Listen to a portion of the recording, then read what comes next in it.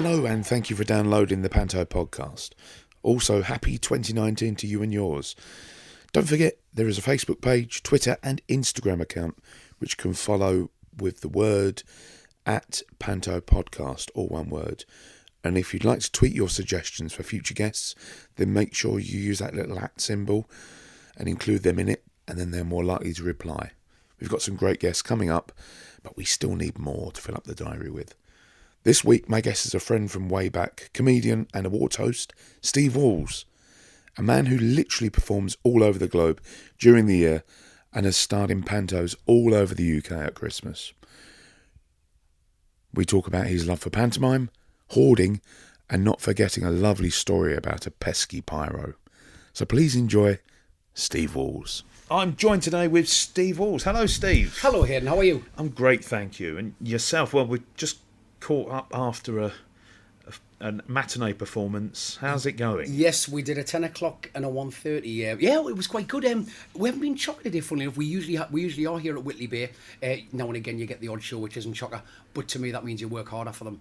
There's nothing worse for me if I go to watch a show and it's a little bit quiet and you see the actors or the comics, they don't really try that much. I think that's unforgivable. I think whoever's come to see you should give them 1,000,000%.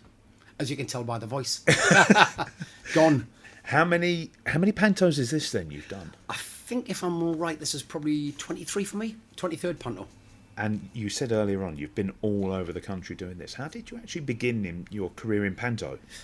Well, a bug for panto actually came from about 1979. My dad used to work at a place called Victor Products in Wallsend. For anybody in Wallsend or Newcastle, they'll know it. And they had a Christmas treat where they'd sort of bust the kids in, take them to the town to watch a panto. And I can still remember, it's odd, I can remember where I was sitting in the Theatre Royal. I can remember the seat in the circle. And the band struck up, and I just remember the hairs on the back of my neck going up. It was just incredible. And the other kids were just throwing sweets around. They weren't really interested. And I just remember being absolutely mesmerised. And that was 1979. And the lady playing Cinderella was Leah Bell. And Leah's obviously a big entertainer in the North. She's great. I think she's doing concert again. I think she does concert every year. Phenomenal entertainer. She's brilliant. She's a bundle of energy. And the guy playing Buttons was a fella who a year later went on to play Del Boy in Only Fools and Horses. It was David Jason. Really? And he was incredible. Absolutely incredible. And I can still remember what he was wearing, what he was doing, how he looked, what he sang. And I remember Leah, and I just remember being completely blown away by this thing. And I just watched and thought, that's what I want to do. I want to be Buttons. And that was it? From 10 years of age, I thought, that's it, I want to be Buttons. The careers advisor looked a bit baffled when I said that to him. How did you then go and achieve that dream? Basically, when I got to about 18, 19, you get a normal job as you do. And I used to work at on the Tuxedo Princess, which was a nightclub under the Tyne Bridge. And I think I was a barman. And of course, because I wanted to perform, I was always kind of singing and mucking about. And then I got a part-time job at the Imperial Hotel in Jesmond. And I had a DJ one night. And he seen me kind of singing and messing about with all the people in the restaurant. And he said, have you never thought about going to a holiday park and being like a coat, like a red coat, a blue coat? And I said, how would I go about that? And he said, I'll get you the address for Pontins. And the following week he brought the address in for Pontins, wrote off to them, and then I got an audition at the Mayfair in Newcastle. And basically blagged it. I said, yes, I'm a singer, I'm a dancer, I can tell gags. Basically, I hadn't done any of them, I just wanted to do it. But I remember a famous quote by Richard Branson.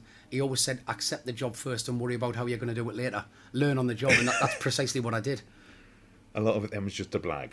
Yeah, complete blag, complete totally. And actually, when I got there, they hadn't actually put me to be in the shows. And one day they were short of a singer. One of the singers was off, and they said, would you mind getting up and singing? I said, yeah, no problem. They said, what do you sing? And I remember Never Gonna Give You Up had not long been number one. And I said, you know, Rick Astley, Never Gonna Give You Up. Yep, no problem. Band started playing, that was it. I just sang along with them. At the end of that, I thought, this is better than working for a living. So how did you get the knock on the door then about the panto? Or was it you knocking on doors? Yeah, to be honest with you, a lot of people find it a bit strange here, and everybody asks me, how do I get into panto? And it's a lot more difficult than you think, because producers won't really want to look at you unless you've done a panto. But obviously you're not going to do a panto, and it's a bit of a catch-22 situation. And it was 1995, the Tyne Theatre, it was going through a bit of a bad time. and I think it was about to close. And Brendan Healy, God rest his soul, Maxie and Mitch, and a guy called Eric Armstrong put together MHM. And I think I'd done the equity dinner dance with my partner at the time, we were a double act. And he says, would you be interested in playing Buttons and Cinderella at Christmas? And of course, that's all I'd ever wanted to do from being a kid. I went, oh yeah, definitely, fantastic. Where do I sign? How much do I pay you? So we ended up playing Buttons and Cinderella in 1995. And we actually had some people who went on to do other stuff. Gabby Urath was in that. She was Gabby Urath, became Gabby Logan. She was one of the Metro radio presenters. And we had a guy called Greg Burns, who's now he went on to sort of present for Virgin Radio and stuff like that. So he's done really well for himself as well. And what about Pantos yourself? Has it always been Buttons your dream role? It has. I've been principal comic in every Panto I've ever done. And people often ask me that. They say, what's your sort of favourite Panto character? It's probably got to be Buttons because of the pathos. Because you get to have the laughs and you get to have the fun. But also when Cinderella's not in love with you, it's really nice when... If you play Buttons right, the kids should be absolutely sort of heartbroken for Buttons. Which it's... So really, it is the best Panto character, I think, for a comic. And your roots have always been northeast based, but you said you've been all over the country as well, playing in Panto. I have, yes. Let's try and think, because I'm going back now a few years. I did Billingham Forum. I played Buttons and Cinderella there. I did the Devonshire Park Theatre in Eastbourne. That was with Hinge and Brackett. God rest his soul, Patrick Fife, he was brilliant. And Wendy Craig from Butterflies. I don't know if you remember Wendy. Yeah. She was the fairy, absolutely brilliant. I did the Gordon Craig in Stevenage. That was a long run. I think it was the 26th of November till the 4th of Feb, which was when you're still doing Panto in February. That's quite a long run. Mm-hmm. What else have I done? One of my favourites was the Opera House in Manchester. Ironically, when you kind of say what would be your sort of dream Panto, I remember going to watch the Opera House Panto, Cinderella, and Brian Conley was Buttons. And I was sat in the audience watching it, and I just watched him, and everybody knows Conley's absolutely superb, absolutely brilliant. It was just a masterclass. And I was watching him, and I remember sitting thinking, what a venue this is. Absolutely incredible venue. And to play Buttons, I thought, I would love to do something like this. I thought, but it's never going to happen. And ironically, the next time they did Buttons 4 years later, it was me. So it was brilliant. And I had Bernie Nolan in that, God rest her soul. What a voice. She was such a lovely lady and a great singer. A guy called Roger Kitter, sadly, he was passed away now as well. And we had Johnny Briggs, Mike Baldwin, playing the Baron, lovely guy. I'm trying to think who else was in that.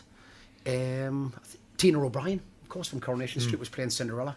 So, yeah, it was good fun. Because I remember seeing you years and years ago when I was a little bit younger at Woodville Hall's Gravesend. Oh, yeah. Yes, I've been in That was with Hinge and Brackett, wasn't it? Was that with Hinge and Brackett? That was... do you know what? It all rolls into one. I remember as well, I did Canterbury. I did the Marlowe in 2007, again with, sadly, someone who's no longer with us, Dave Lee, who was a Panto legend. And Manda Barry and John Altman. I played Silly Billy and Jack and the Beanstalk, which I'm doing again next year here. So it's Jack and the Beanstalk, Whitley Bay. It's Jack and the Beanstalk, yeah. 2019, 2020. It is. Yes. Well, what happened was, with regards to... I worked for a company called First Family, who obviously aren't going now.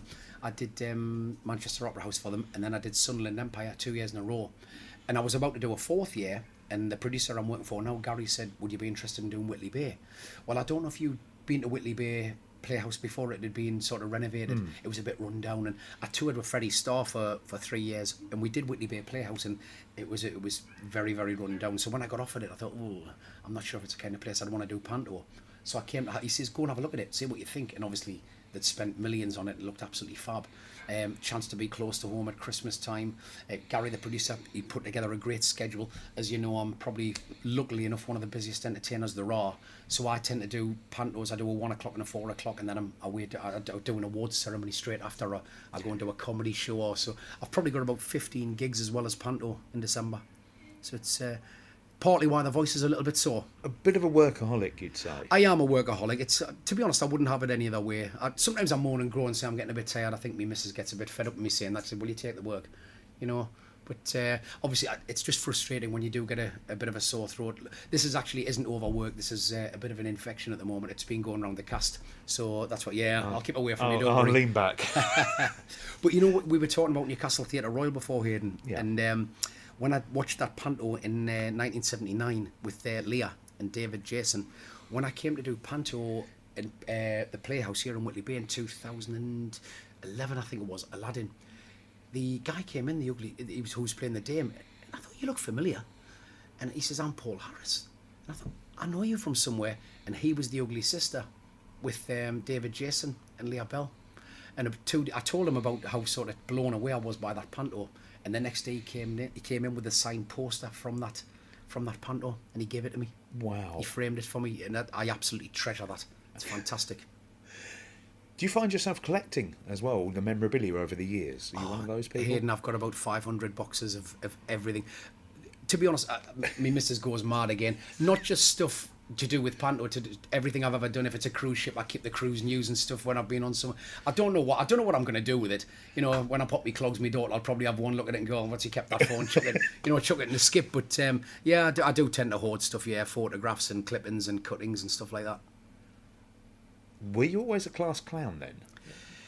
Yes, I think I was always a bit daft. Yeah, I don't think I had much discipline as a kid, as in sort of sitting still and if I was sitting knuckling down and learning lessons and stuff like that, I think I was always messing about. Could pay more attention was always a strap line at the bottom of my report, I think. Comedy's always been a big part in your life. Yeah. Any influences?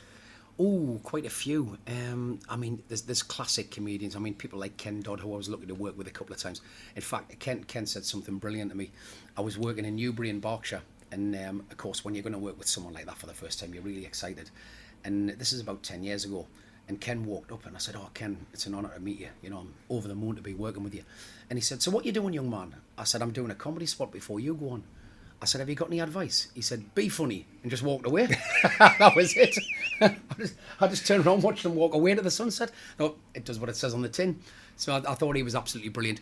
Modern day ones, I love the all-rounders. I'm a massive fan of the all-rounders, the Connollys and, the Bradley Walshes and obviously the likes of Davro. They're great comics. They're just times. Billy Pierce, absolutely superb. I've seen Billy, one of the most underrated comics for me. There's definitely something about comedians where you look at them and you think, they just want to please people. Have you always been that sort of person? I think so. A lot of people say that the best comics are quite quiet and quite shy, and if anything, a little bit miserable. And I think I'm quite happy-go-lucky. So I must say I'm not a particularly good comic or something. Well, I know you're kind of out of this, out of the whole Panto thing, and it's always been comedy, smiling, happy, award ceremonies, stand up, and just it just seems very, I don't know how to describe it really. It just seems like you were born for that part. I like to think I'm very natural, and when I go on stage, I'm just basically an extension of myself. I know some people kind of, the lights come on, the music hits, and they turn into a different person. I think I'm probably just a little bit more of an exaggeration of my own character. I like to think I'm quite happy, and, I always take time for the kids and stuff. And I remember when I was young, sort of, as a kid at Butlins, going to watch shows and stuff, and when someone comes up and takes the time to sort of ruffle your hair and go, "All right, son, how you doing?" That means so much, and it takes nothing to do. And even now in Newcastle, because I spend a lot of my time in Liverpool now, I've got a Scouse missus. So when I come back to Newcastle, I'll get people come up to me and go, "Oh, you don't remember me? I was a dancer 20 years ago at Billingham Forum, whatever." And you see these grown girls and they go, "Oh, you really took the time to, you were really nice to me." And I get mums and dads saying, "Oh, thanks for looking after me kids. You were so nice with them." And at the end of every panto, I don't know, you've probably seen it yourself, Hayden. Usually, obviously, being a comic, you're normally quite tired when you come off.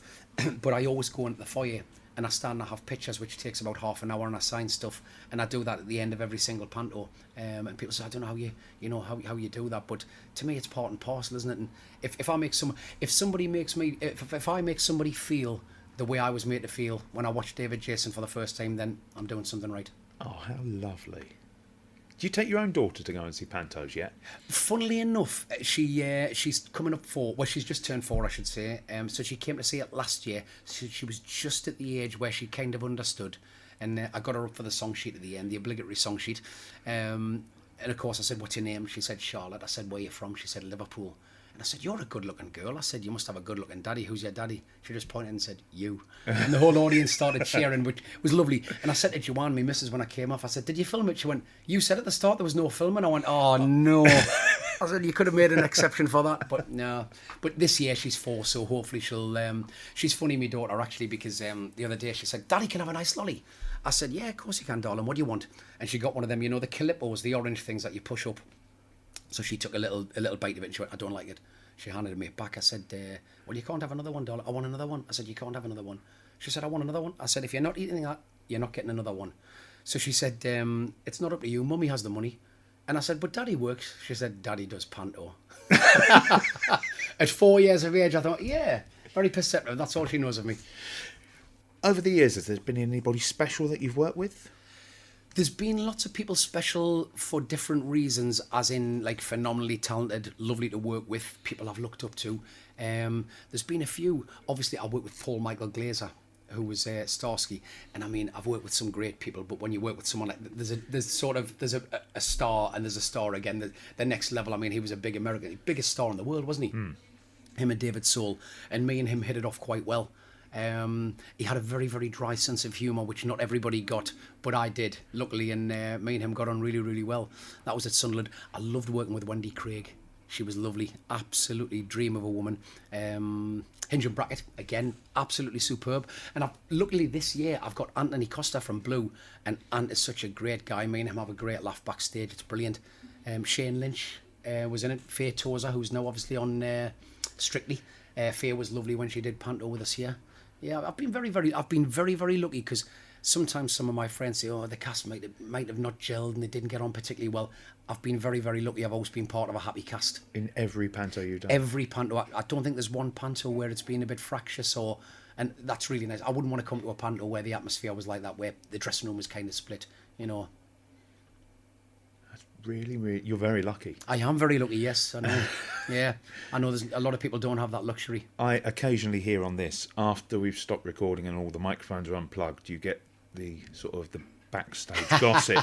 The stuff they can't say when you're recording. Yeah, the stuff we can't say. And it's quite interesting, but it's also a bit sad, because you hear names and you think, oh, I admired that person as a child. It shatters your illusion. And it does. And you just think, yeah, they are real people, but to make life that difficult for certain people... Yeah, I know. For an entire Panto run. It's difficult, isn't it? Yeah, it's not fair.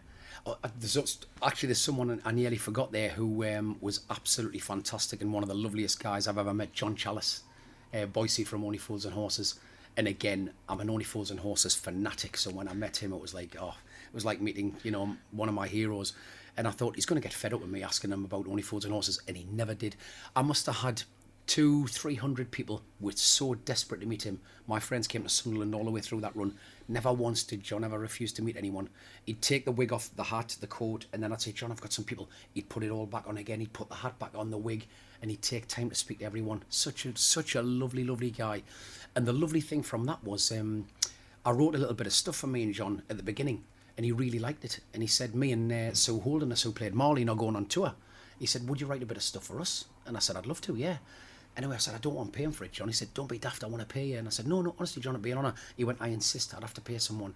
So I wrote them some stuff, and I went to watch it at Crew. And at the end, they were doing a Q&A. And somebody said, who writes your stuff? And he said, well, obviously, John Sullivan wrote Only Fools and Horses, absolute legend of a man. He said, but we've got a young lad here who's written some stuff for us tonight. Stand up, Steve. And I was with me missus, and the whole audience clapped for me at the Crew Lyceum, which was lovely. And John actually mentioned me in his book. I was in his autobiography after that, so can't thank him enough. And then he's a massive Arsenal fan, so I brought him up to Newcastle United to watch Arsenal, and yeah, we kept in touch. He's just such a lovely guy. He's just a wealth of stories and just such a very, very humble man. John doesn't realise how big a star he is. The day we went to the match to watch at Newcastle, to watch Arsenal against Newcastle, we passed a room, and Ant and Dec were in one of the rooms, and they went, are you coming in for a beer? And I said, I can't, lads, I've got people with me. They said, come in, have a beer. So we went in, and Ant and Dec were absolutely overawed by him. They were just starstruck. And it was odd seeing the two biggest things on TV absolutely just looking up to this guy. And so was Peter Beardsley. We saw Peter Beardsley that day, and he said, oh, Boise, we watch Only Fools and Horses on the way to every match. And it was just, he doesn't realise, though, he's just such a humble guy. It's very weird, isn't it, watching people on your telly, even as a younger person, watching people like that on TV, then you're working with them. Have you ever found yourself a little bit sort of awestruck with that? Yeah, you do. It is a bit strange. I think probably John at first, I was a bit like that, and obviously people like Paul Michael Glaser. Other people for different reasons. Obviously, I mentioned Bernie Nolan before. I remember Bernie singing in the when we did our, I think it was just the day before the dress run. We'd all been going off to sing songs separately, and then we all came together to do like the finale. And First Family used to do some beautiful finales. The sets and costumes were just breathtaking. And I remember doing the finale for the first time, and we heard Bernie sing. and she used to sing, do you remember There Can Be Miracles When You Believe, that song? And everybody virtually started crying on stage. We nearly started crying. Her voice was just absolutely mesmerising. Such a beautiful, beautiful singer. And they had the snow falling and all that. And I came out as a coachman to take Tina O'Brien to the ball and stuff. And it was just, when you stand on stage and you feel yourself kind of gulping, and that was just unbelievable. Unbelievable. You said about writing then. How much input do you actually put into the Panto script? Are you given much leeway as to what you can put in? I'm very, very lucky, Hayden, which is why I've got a great relationship with Gary, the producer of the Playhouse in Whitley Bay. What he tends to do is he'll send me the script, say what I think. We've got a great writer, a guy called Paul Ferguson. He's a lovely guy. And what he sends me the script and says, is there anything you want to add, maybe change, replace? And because I've got such a good relationship with the pair of them, I'm happy with most of what's there anyway. There might just be odd tweaks or a little couple of gags I can chuck in or something that's topical. So I'm given that freedom, but because I'm given that freedom, I tend not to want to take the mick with it, you know what I mean? So I'm very, very lucky in that respect. So he sends me the script, I'll put my little bits in, and then he sends it out to all the other actors, which is great for me. Do you ever find yourself as well ad-libbing much during the Pantos? Only if something happens in the audience that you feel you should react to. I'm actually not a big fan, to be honest with you, Hayden, of changing the script too much, believe it or not. I work as a comic on ships, and I work as a comic doing corporate events and in theatre supporting people. Obviously, that's totally different. That's a different ball game. But you find with it, a lot of actors aren't comfortable with changing it, and you can throw them. Comics can adapt very, very quickly. Actors work differently, and you can see the horror in an actor's face when you it just might be one syllable, and you can see an actor just freeze. And it's so I tend not to do that. And for me, if your show is really good and it's really tight, it should be the same on day one as it is on the last day. So it doesn't evolve at all during the run? Yes, certain things might happen and they'll get a big laugh, so you'll keep them in, but I'm not a big fan of changing things too much. If it works, I'm a big believer also, if you're doing a show and it isn't getting laughs, you'll try it 2 or 3 different ways. If it isn't working, I'd rather either replace it or take it out. I do know certain people who they just want to be on stage for as much as they can possibly be, whether it's hysterically funny or whether it's not funny. I would rather do 30 funny lines than 30 funny lines and 70 not funny lines. Do you know what I mean? I would rather just not be on if it's not funny. Have you ever thought about writing Panto scripts? Do you know what, Hayden? We talked about this before. You were actually asking if I'd listen to your Panto podcast. I've only had a chance to listen to 1 or 2 because I'm so chocker. I just wouldn't have the time at the moment. I literally, people say to me, what's your busy time? There isn't a time off for me now. I do Panto until sort of Jan. Mid-Jan, I'm off on ships again, so I'm doing 4 or 5 ships. I start doing awards ceremonies again, and then I do conferences, and I do all sorts in April and May. Then you have summer stuff coming up, like concerts and stuff, and then once again it becomes award season, ball and award season. So I'm chocker, and then I'm back into Panto, so I really wouldn't have the time. But last year, I tell you who I did work with, and I really, really respected them as young performers. And it's lovely to see young performers who've got old heads on their shoulders. And I think you've actually done an interview with them, Double Trouble. Tom Rolfe and Damien Elliott. What a great, great couple of lads.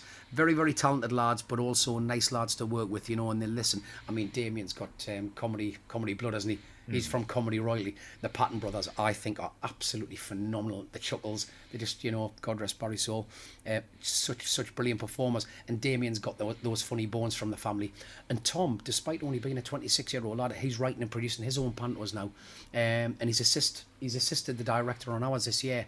And again, for a 26-year-old lad to be writing his own pantos, to be directing them, to putting them together, he's a very, very talented guy. And I'd love to work with them too again. I thought they were great. Makes you in awe, doesn't it? I think these young people are doing so well and have got Panto. Completely. I think at 26, I think my first Panto, I was about 25, 26. My first Panto, I think I had an idea of what to do in Panto as a comic. I had the discipline to be able to do the art form, but to actually be able to write one, direct one, order the sets, to do all the booking the way Tom does it at the age of 26, I think it's way beyond your years, isn't it? Do you think there has to be a certain type of person involved with Panto? Is there a certain discipline with it? Oh, there's very much so a discipline, yeah. I have worked with people in the past who've just come in and they think it's kind of just messing about. That's why I know some brilliant comedians, some absolutely superb comedians who haven't worked in Panto. They've tried it and it hasn't quite worked because they just don't have the discipline to be able to stay within the script, and they'll go off on a tangent. Things will take too long, which will annoy the other actors and stuff. Maybe hysterically funny, but you have to have a discipline for Panto. It's by the same token, I don't know if you've sort of heard people say it's only Panto. Doesn't matter. That I have, and that really annoys me. Yeah. If ever I hear somebody say that, sometimes you'll do a read through. It doesn't matter. It's only Panto, and I just think no. Sorry, you've got that all wrong. It's not just Panto. That's a kid's first taste of theatre. Hook them, then you hook them for life. You said then about actually introducing children young to pantomime. How young do you think kids should be to actually come to the theatre? I think probably from about the age of 3 or 4. I think anything under that, and they probably wouldn't appreciate it, and they'd probably get restless, and it's not fair on the mums and dads then because they're kind of going in and out. I'd say about 3 to 4 years of age, definitely 4. And I think if you do a panto right, if it's a family panto and it's a fun panto, I think you can really hook kids into theatre. You know, it's amazing. Even I've seen some brilliantly produced pantos with magical sets and, you know, the flying carpets and the dragons and what have you. To me, I don't think you particularly need that a lot of the time. I've seen some pantos which have blown me away, and they've maybe had just reasonable sets, you know, and decent costumes, but they've had fantastic performances. For me, I still love watching Busy Bee. You know, it doesn't cost a fortune to put Busy Bee on, does it? All it takes is 2 or 3 really talented actors, and that can have kids in hysterics. Do you know what I mean? And we do a thing here, which, as you know yourself, we've become synonymous for the ghost. That the ghost routine at Whitley Bay really has taken on a life of its own. They thought the ghost gag bench had been nicked last year, and there was outrage. They were looking for it on Facebook and everything. And in this panto, I won't spoil a surprise for anybody who's going to come. Is this going to go out after or before? Could be any time. Could be any time. It's completely up to you. Well, it is different the way the bench comes in this year, so I won't spoil the surprise just in case it does. But I just know every time the bench does appear on stage, it gets a bigger round of applause than the comic, which is a bit annoying. Is there ever much rivalry with the laughs? From my point of view, I have to be honest, no, because I always think that the laughs should be spread out. We've got a lad who was in it last year, a lad called Ben Hansen, who was in Tracy Beaker, and he played Dandini last year, and he's a funny lad. I always think if you're casting a panto, it helps to have different styles of comedy, if that makes sense. Like Ben is very physically funny. He's a big Welshman, and he looks funny, you know, and he's good physically. I'm not a particularly physically funny guy, but I like to think I'm quick-witted, and I'm good with gags, one-liners, and I can time stuff fairly well. So I'm mainly a patter man, whereas Ben's great with the visual stuff. And we've got Patsy doing it this year, who's playing the dame. He's only a young guy called Daniel. He's great, Daniel Morstan, and Daniel's brilliant with facial expression. So if it's cast right, there shouldn't really be a clash. So in this one, you've got Daniel who comes on, looks really glamorous and pulls the faces, and you know he's got great expression. You've got Ben who falls all over the place, which I'm happy for him to do. And then I'm the patter man, I'm the gag man who sort of connects with the kids. Could you ever see yourself upgrading to dame? Ooh, would that be a step up? It would be. Well, it's not so much a step up, but it's more sort of it's just a logical process at some point. It is a different art form, yeah. And funnily enough, I have been asked this in the past to say, you know, once you reach a certain age, would you want to go on to be dame? I do think it's difficult to adapt from comic to dame. And some people have done it brilliantly, like Gary Wilmot. You know, they can do that like a breeze. But it's not something I think I'd probably have to think about and work at it. I don't think it'd be something that would come natural. Because that's the thing. You could be. I mean, you'd still get if he was still working, you'd probably get Jimmy Tarbuck or Des O'Connor still playing buttons. To be fair, Des O'Connor was absolutely superb. You've just mentioned who were my heroes. Des O'Connor, I absolutely loved. I worked with Des about 6 or 7 years ago at a big showground, and what a lovely, humble man. Just such an easy performer. When you've got as much talent as someone like he has, you don't need to work that hard at it. It makes it look easy. It's like when he used to present on TV. It was the same. He makes a very difficult job look very easy. Do you find Panto very difficult? No, I absolutely love it. I absolutely love Panto, and I think it's odd because I think every comic kind of goes through the same thing. The day before you open, or actually on the day you open, you think, is this the year people aren't going to laugh? Is it going to be tough this year? And it's funny, as soon as you get your first laugh, you just totally relax into it.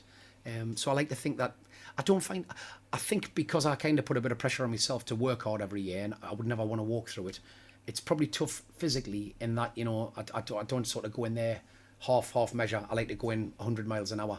So it's tough in that it's tiring, but not tough in the fact that I find it difficult. How do you find as well in the northeast? I've asked this before to other people. It's quite a saturated place for theatre. There's a lot of theatres in not that big an area. Yeah. How do you find that? Do you find there's a rivalry, or do you find you're all competing for the audiences?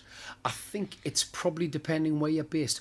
luckily enough for us, because we're on the coast in Whitley Bay, we get people from to North Tyneside, and we get people from Wallsend, Shiremoor, Tynemouth, Cullercoats, and up the Northumberland coast. So we really have our own catchment area. We don't really compete for anybody else's audience.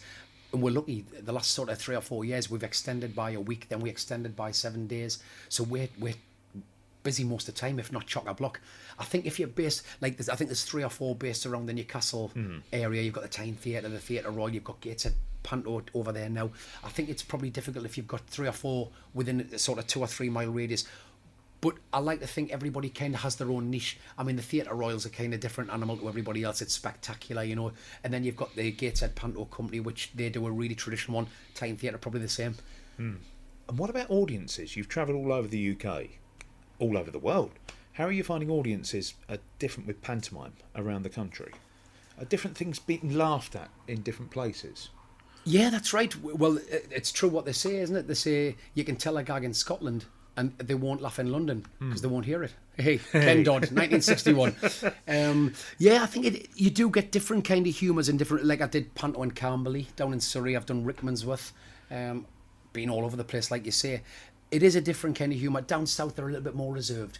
They'll smile and they'll laugh and they'll come off and they'll say, oh, well done, you know, that was really, really nice. But they won't show it in a way like Mancunians will or Scousers will or Geordies. I mean, the Geordie audiences are great. They're really up for it as soon as they come in, you know. I find with the southern audiences, sometimes you have to work a little bit harder to get them. But they're still very appreciative. They're really nice audiences. And in fact, when I did Camberley, it was lovely because I came off stage and at the stage door waiting to see me and say, well done, was Tom O'Connor, which I was really surprised about and very touched by. He'd actually took the time to wait backstage and say, well done. How lovely. I've been fortunate like that, actually, Hayden. I did Panto at the Devonshire Park, like I said, in Eastbourne, and I was doing the song sheet. This was in, I think it was 98, 99, and I was doing the song sheet. Have you been to the Devonshire Park? Yeah. It's an intimate little theatre, isn't it? It's lovely. And I was doing the song sheet at the end, the Music Man, and I looked up to the box, which isn't that far away from you, and Spike Milligan was doing the Music Man with me. And Spike Milligan, of course, he's just comedy god, isn't he? Comedy legend. To see Spike Milligan, you know, stand there doing the Music Man with me was just unbelievable. And then a few years later, again, God rest his soul, Jeremy Beadle. Jeremy Beadle was in the box at Blackpool Grand Theatre when I did Panto there. Wow. So not only worked with some greats, but entertained plenty of greats. greats. It's actually a bit surreal when you get people like that sitting watching you, you know. It's people like Spike Milligan. You know, I never dreamed I'd ever meet Spike Milligan. And he passed away not long after that, so I was so fortunate just to see the guy, you know, in the flesh. Anything you don't like about pantomime? Do you find the runs a bit long, or the 2 shows or 3 shows a day? No, I honestly, if I didn't... It sounds bizarre, this. I love Panto, and obviously I get paid fairly well for doing Panto, but I could actually earn more doing corporate events at Christmas and award ceremonies. I could earn a fair bit more, but I choose to do Panto because I just love it. I think if there was ever a time where I started to want to walk through it, or I was getting bored, or I didn't want to be there, that would probably be the time to call it a day. I'd rather then hand the reins over to someone who's desperate to be there and really wants to be there for the kids, you know. You still have that sort of childhood... Oh, massively, yeah. Childhood part that you want to be in the panto. Oh, still. definitely. And every comic, I've got lots of friends in the business, you know, who've gone off to do their pantos, and we all obviously comment on Facebook and stuff, and everybody says the same thing. The first morning, the read-through, it is like first day at school. You turn up and there's still a little bit of nerves there, and you don't know why, because, you know, you've done it 23, 24 times, and you're still kind of sitting there thinking, oh, you're meeting people for the first time you may not have worked with, and there are always still a few butterflies, you know.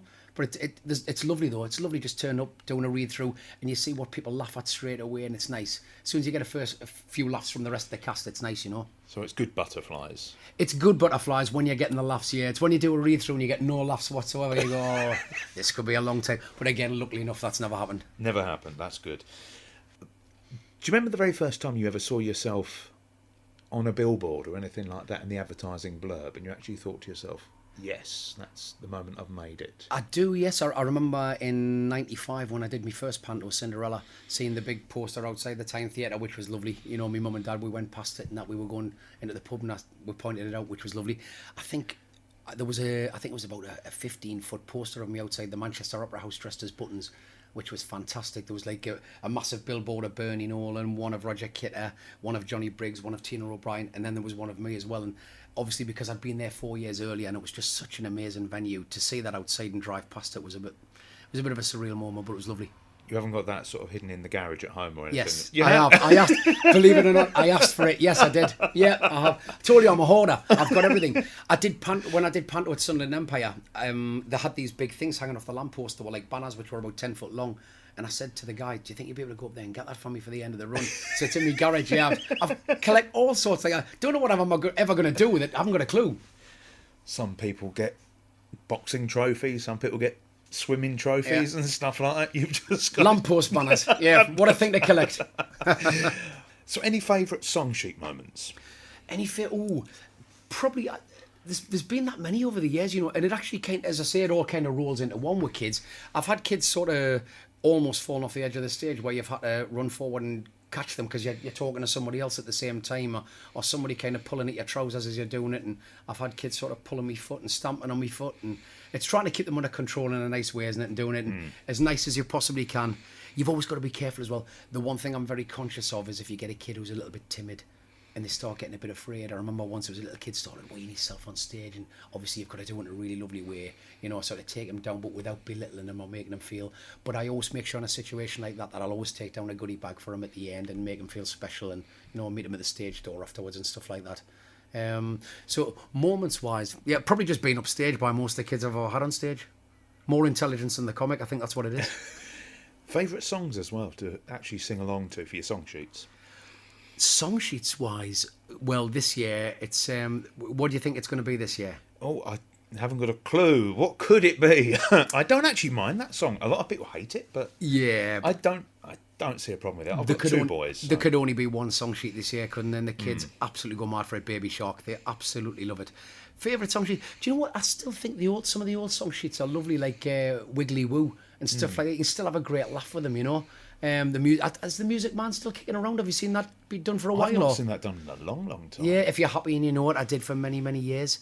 Yeah, there was a couple I did for UK Productions as well. I did 3 years for UK Productions. Really enjoyed working for them. Martin Dodd was a great guy to work for, and we did a couple of original song sheets there, which was sort of written just for the Panto, which were great. Written by a guy called Tom Bright, very talented comic himself. So has it helped having a 4-year-old little girl with research for pantomime? It has. It's great because I sit with Charlotte. Obviously, I'm forced to watch kids' TV most of the time. She won't let me watch anything. Football's gone out the window, anything that I want to watch. So I tend to sit with Charlotte and watch her stuff, and I ask her what she really likes. She loves Horrid Henry and Peppa Pig and stuff like that. So you can reference stuff like that. I've always been one for... I wouldn't want a panto to be smutty. I think double entendres are nice if they're aimed at adults, you know, that kids don't understand, but not to the point where they'd make people feel uncomfortable. That's one thing I'm very aware of. I wouldn't like to take Charlotte to a panto where the comic thought it was great just to be really near the knuckle. Yeah, fair enough, that's great for the mums and dads, but I wouldn't want anybody feeling uncomfortable. Where kids have got to question it. Why are you laughing? That's right. Yeah, if it was quite sort of near the mark. I think for panto, you don't need to be like that for panto. You really don't. You can still have... I mean, the carry-on humour was great, wasn't it? You know, all double entendre. They never needed to swear. It was funny without swearing or funny without being near the mark. Where do you draw the line then with a double entendre? Do you actually question that at the script meetings? Or? That would probably be beyond what I would want to do. I think that's, you know, yeah, it would get a laugh, but it wouldn't be particularly something that I would want to do if there was kids in. When we're at script meetings, luckily for me, Gary, our producer, is very, very sort of strict on stuff like that. There was a couple of gags we did that I tried out during the rehearsal period, and Gary would say, "What do you think of that?" And looking back on it, I go, "Yeah, he's right. That probably shouldn't have been in." So we're lucky. We kind of both regulate each other to the benefit of the panto. And we had 2 reviews come out yesterday, and they both said it's such a lovely family show. You know, that you can take kids as little as they want, and nobody would feel uncomfortable. And that's exactly what we went for. So we were over the moon. What do you prefer as well? A matinee or an evening performance? I know you're in a bit of a strange situation here with the 10 o'clock and the afternoon show, 2 o'clock. But on a normal run, when you've got the matinee and the evening, what do you prefer? I think the evenings are always a little bit more lively, but you can still have a lovely matinee in the afternoon. It's normally quite nice. You said today we had a 10 o'clock school show, and on Friday I think we've got a 10 o'clock and a 7 o'clock, which is quite far apart. The 10 o'clock show, obviously kids find things totally different humour-wise to the evening show, so it will be adapted and slightly changed for that. But you can still enjoy it as much because the kids are absolutely deafening. I mean, you've been in to see, as I said, reference before, the ghost gag here. The kids are absolutely different. Really, I need earplugs for the ghost gag in the mornings. It changes at night, obviously. They still love it and they still cheer and all that and scream and shout, but it's a different kind of humour. And it's, you know, you don't have to sort of, as I say, put earplugs in for the night time the way you do in the afternoon. It wakes you up in the mornings. 10 o'clock's quite an early start for a panto, to be fair. For me, it's not too bad. I get here for the sort of half at 9:25. I'd come probably a bit sooner than that. I'm up earlier, a little bit earlier to warm my voice up. But like the dame's in 2 hours beforehand to put his slap on and stuff like that. I feel sorry for him. And we've got a young guy playing Peter Pan called Sam Ebenezer. And Sam was in the Panto 2 years ago playing Aladdin, and he's a superb Peter Pan, absolutely brilliant. Excellent actor, brilliant singer, great dancer. He really is a triple threat. He's superb.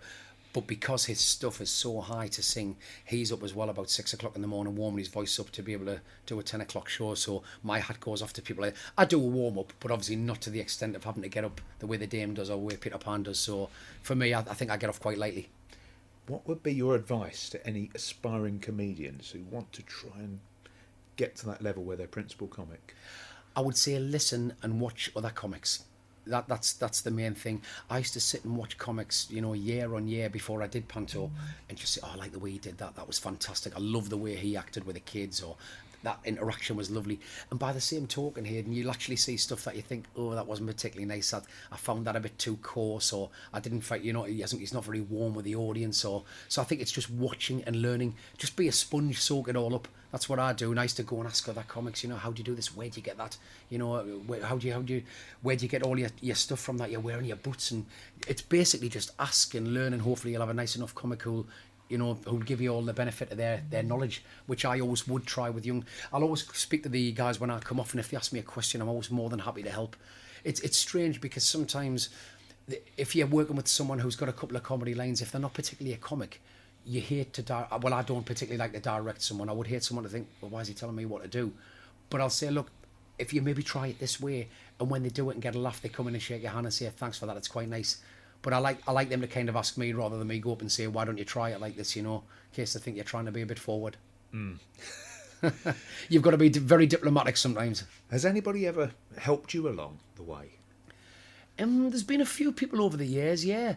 I would say probably with this one, it's been great working with Gary. I've been with Gary for the last 9 years now, and it's helped me grow as a comic. Actually, it's been great because year on year they bring names and they have a big name. And, you know, as I say, we've had Fame, we've had Anthony Costa this year, Shane Lynch, people like that. But they kind of sell the Panto on me a little bit before people leave. They get handed a flyer with my mugshot on it for next year already, so they know I'm going to be in it. So it's quite nice. So it's kind of helped me grow because it makes me start work in August to start thinking about stuff. Whereas in the past, I could just get a script in November, you know, October, November, just take it to the read through and that's it, and start work then. I'm actually thinking about Panto all year now because I know I'm going to be putting little bits in. And with all the comics who go back year on year to the same venue, the likes of Billy, Danny and Newcastle, there is a little bit of pressure on us because, you know, when people have seen you year on year, it's strange because they do want to see you, but you also feel a wee bit of pressure because you think, well, do they want something new? Do they want something fresh? So you're constantly trying to change it. But a lot of people who come to watch you, they watch you because they like what you do and they don't want you to change it. It's odd, it's a bit of a strange one, but I think the day you stop trying to change stuff and try and refresh it, then I don't think it's a good thing. And what about starting off when you were doing your Pontins days? Did anybody sort of take you under their wing? Yeah, there was a couple of people, probably not people that would be well known sort of Panto-wise, but there were a couple who gave me advice, you know, and said, you know, I've had a few people who say, oh yeah, you could be a funny lad, you know, if you sort of sit and listen to people. And there was a lot of cabarets we had on when I was at Pontins, when I was a Blue Coat. I used to sit and watch. And funnily enough, there was a guy called Steve Harvey who I used to ask, he was a singer. Really good singer. He's a really handsome guy. He looked like Knight Rider. Remember the Hoff in his heyday? And I used to ask him questions, and he used to sort of try and answer questions and help me and stuff like that.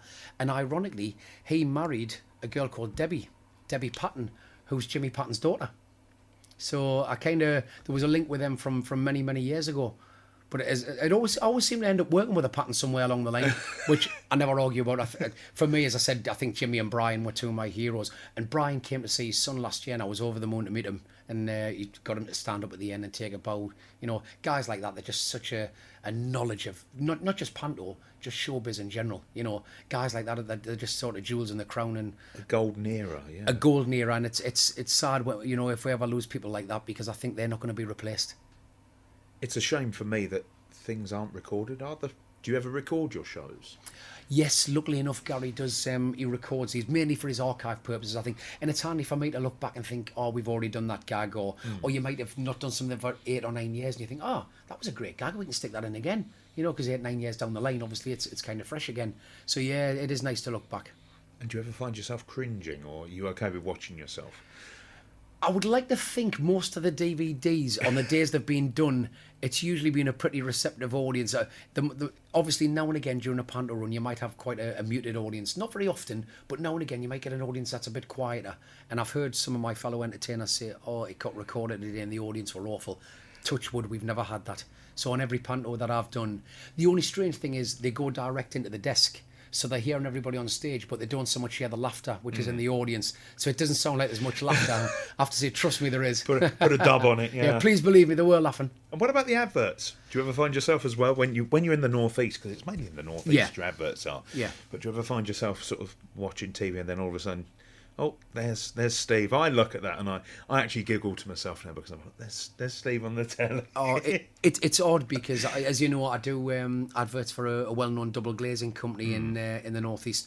And I was driving up from Liverpool, was it 4 or 5 weeks ago, and I switched on the radio and I was doing a voiceover for a solicitors who I work for up here.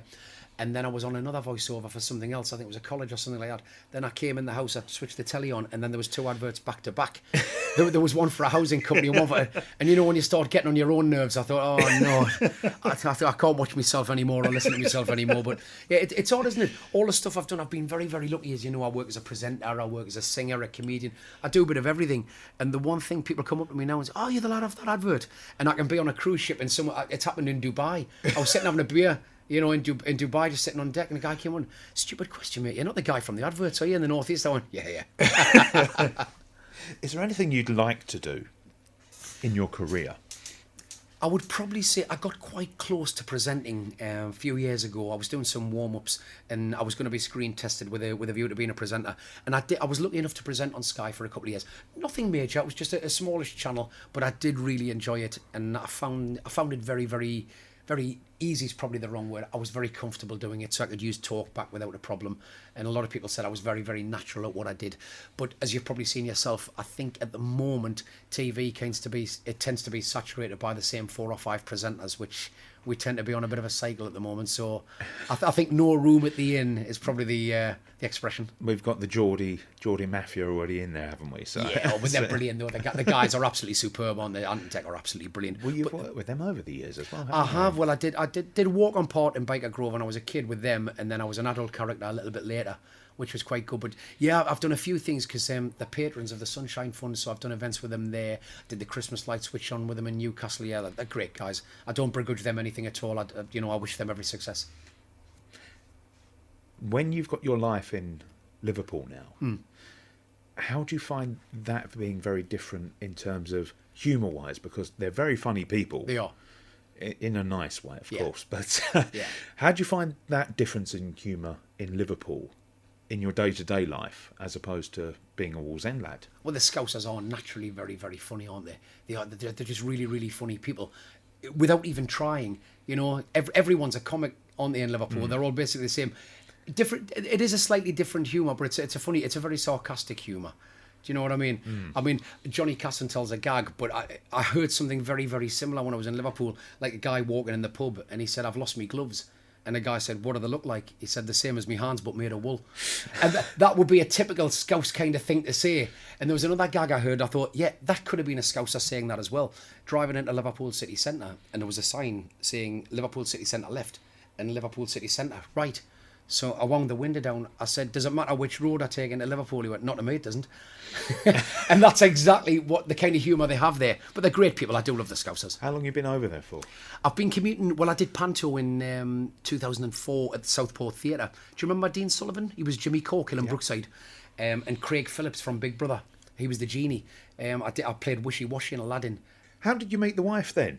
Yeah, so it was a strange way I met me missus actually here. And I was doing Panto in 2004, and we were taking a bow at the end of the Panto, and the pyro jumped out of its casing and it spun round and it set fire to some of the cast. The Chinese policeman actually got set on fire because his costume wasn't fire resistant, so he was kind of being patted out. And then the curtain came in. They said, "Go out, be funny, just make them laugh, do anything." So I said, "Nobody's hurt, don't worry, boys and girls." And I could hear screams back there. Anyway, the genie got burned quite badly, and it burned through her costume, and it actually burned through her knickers, which wasn't particularly nice. It was pretty painful for her. And what happened was she went off for the day, and they brought a dancer up from the south coast. I think she'd been doing Panto in Hastings. They brought her in for one night, and I ended up with Joanne from there. So I always say we were brought together by a singe minge. Am I allowed to say that? Of course you are. I don't think that's too much of a rude word, is it? And here's me saying I never like to offend. You can't use that. I will. Oh, well, Steve, it brings me to the biggest question I'm going to ask you in the podcast. Your dream Panto. You can be in it, you can be in the audience watching it, it can be a cast and crew from days of old, or people of the current ilk, and also a dream venue. Where would you like your dream Panto to be, and which Panto would it be? I would probably say it would be Cinderella, because Cinderella obviously is the most magical pantomime of all, probably playing buttons. Strangely enough, Hayden, I've been very lucky to work at some beautiful venues, as I said to you before. The Devonshire Park was beautiful. Manchester Opera House was stunning. Sunderland Empire, absolutely gorgeous. I love my time there. But I love this little place. I love Whitley Bay Playhouse. I've been here for 9 years now, and it really is a home from home.